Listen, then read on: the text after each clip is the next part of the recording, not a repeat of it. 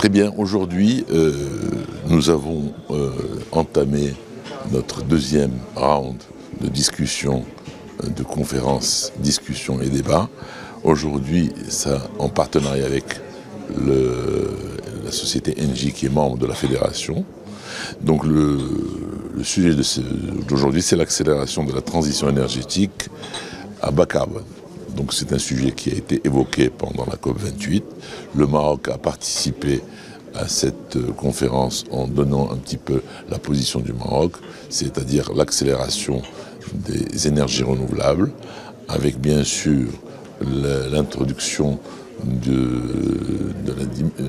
la transition énergétique bas carbone qui en 2024 doit être mise en place pour que les sociétés soient sensibilisées à ce genre de pratiques et de diminuer leur empreinte carbone au niveau de leurs produits.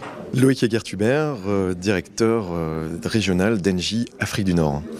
Nous sommes réunis aujourd'hui avec la Fédération de l'énergie et Engie pour parler avec l'ensemble des acteurs, les acteurs publics et privés, autour de l'accélération de la transition bas carbone ici au Maroc, avec des annonces post-COP28 très positives, notamment sur le triplement des investissements dans les renouvelables, la création d'un certain nombre d'infrastructures électriques, y compris le développement de l'hydrogène vert au Maroc, de tous ces e-molécules dérivées, de l'hydrogène naturel également.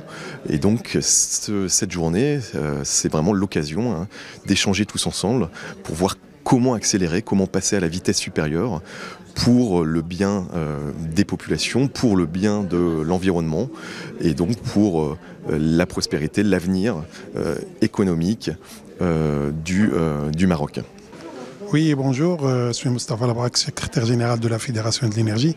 Aujourd'hui, la Fédération de l'énergie, avec la société Engie, qui est un membre de notre fédération, nous organisons une conférence débat sur la transition bas carbone au Maroc.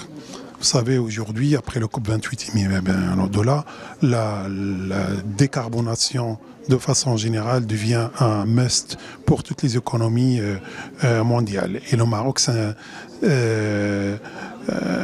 s'imprègne aussi de cette démarche et il voudrait être un pivot, je dirais, de la région par rapport à cette problématique et entamer, bien sûr, cette mue de décarbonation qui est fondamental pour le futur de notre économie. Aujourd'hui, la décarbonation qui s'allie bien évidemment à toutes les énergies renouvelables, la majorité de nos partenaires travaillent dans ce secteur-là. Et donc, ils ont des programmes, ils ont bien évidemment des soucis aussi, et ils ont des ambitions à vouloir aller au-delà pour pouvoir participer à l'essor de l'économie propre, je dirais, au Maroc, qui est indispensable à notre économie.